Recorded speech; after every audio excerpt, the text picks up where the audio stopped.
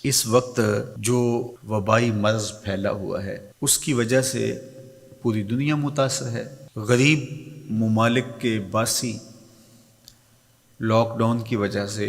دوہری مصیبت میں مبتلا ہیں، اس لیے کہ جو روز کماتے تھے اور روز اپنے بچوں کا پیٹ پالتے تھے، تو جب وہ ذرائع رزق بند ہوئے تو ان پر یہ مصیبت بھی آن پڑی۔ ہمارے مالک نے ہمیں حکم دیتے ہوئے ارشاد فرمایا وَفِي أَمْوَالِهِمْ حَقٌّ لِلسَّائِلِ وَالْمَحْرُومِ، ان کے مالوں کے اندر حق ہے، جو مانگنے آتے ہیں ان کا بھی، اور جو محروم ہیں، مانگتے نہیں، طلب نہیں کرتے لیکن حقیقتاً وہ حقدار ہیں، تو جو تمہارے پاس آ گیا، جہاں تم نے تقسیم شروع کی وہاں پہنچ گیا، تو تم یہ سمجھے کہ میں نے اپنا فرض پورا کر دیا۔ کہا نہیں، تمہیں ان لوگوں تک بھی پہنچنا پڑے گا، عزت نفس جن کو ہاتھ پھیلانے سے روکتی ہے، اور وہ نہ روڈ پہ آ سکتے ہیں اور نہ آپ کی دہلیز پہ آ سکتے ہیں، تو آپ ایسے لوگوں کو تلاش کر کے ان کی مدد، نصرت اور اعانت کیجیے۔ تو یہ موقع ہے ایسے لوگوں تک پہنچنے کا۔ ابتداً جب یہ مرض پھیلا تو لگ یہ رہا تھا کہ 1-2 ہفتوں کے بعد حالات معمول پہ آ جائیں گے۔ 1 مہینے سے زیادہ عرصہ بیت رہا ہے اور ابھی تک حالات جوں کے توں ہیں۔ مجبوراً کچھ شعبہ جات کو کھولنا پڑا اور زندگی کا پہیہ جاری رکھنے کے لیے کچھ فیصلے لینے پڑے، لیکن حزم و احتیاط کے ساتھ، احتیاطی تدابیر کے ساتھ ہم سب کو آگے بڑھنا چاہیے۔ مساجد میں لوگوں کے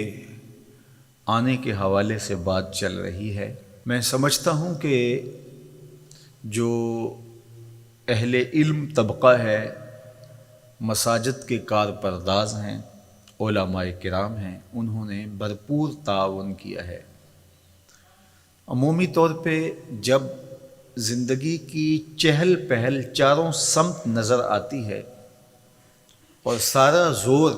مسجد پہ ہی ہوتا ہے کہ یہاں اگر 5 بندے جمع ہو گئے تو کوئی حادثہ ہو جائے گا،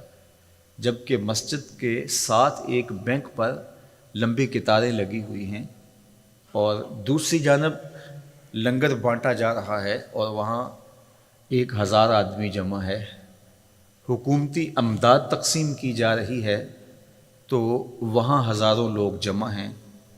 ان سب کے بیچوں بیچ ایک مسجد پڑتی ہے، تو سارا زور جب اس پہ ہوتا ہے کہ یہاں اگر لوگ پہنچے تو بہت زیادہ خطرہ ہے، تو پھر لامحالہ طور پہ جذبات برانگیختہ ہوتے ہیں۔ اس لیے حکمت کے ساتھ، دانائی کے ساتھ حکومت کے کارپردازوں کو یہ مسئلہ حل کرنا چاہیے، اور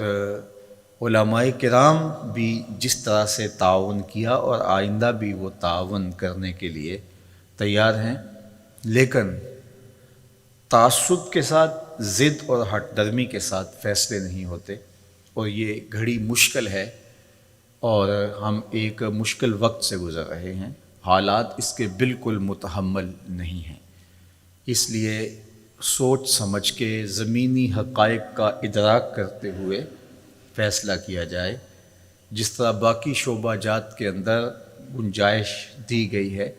اس طرح مساجد کو بھی احتیاطی تدابیر کے ساتھ کھولنے کی اجازت دی جائے، تاکہ لوگوں کا مسجد میں جو رجوع اللہ کا معاملہ ہے، چونکہ آگے رمضان المبارک آ رہا ہے، پورا سال انتظار کر کر کے لوگ اس مہینے کے لیے منتظر رہتے ہیں، تو اس حوالے سے کل ہونے والی میٹنگ جو ہے، ہمیں امید ہے کہ اس میں کوئی مثبت بات سامنے آئے گی، اور ہماری یہ آرزو بھی ہے کہ ایسا نہ ہو جو ملک، قوم اور دین کے خلاف ہو۔ تو اللہ تعالیٰ اس مشکل وقت میں ہمیں اتحاد، یکجہتی، دانشمندی، سمجھداری کی توفیق عطا فرمائے۔ اور اللہ کے پاکیزہ گھر آباد رہیں، نمازیوں کے ساتھ، سجدوں کے ساتھ، دعاؤں کے ساتھ، تلاوت کلام مجید کے ساتھ، اور اپنی خاص کرم نوازیاں فرماتے ہوئے اللہ اس بیماری کو بہت جلد دور فرما دے۔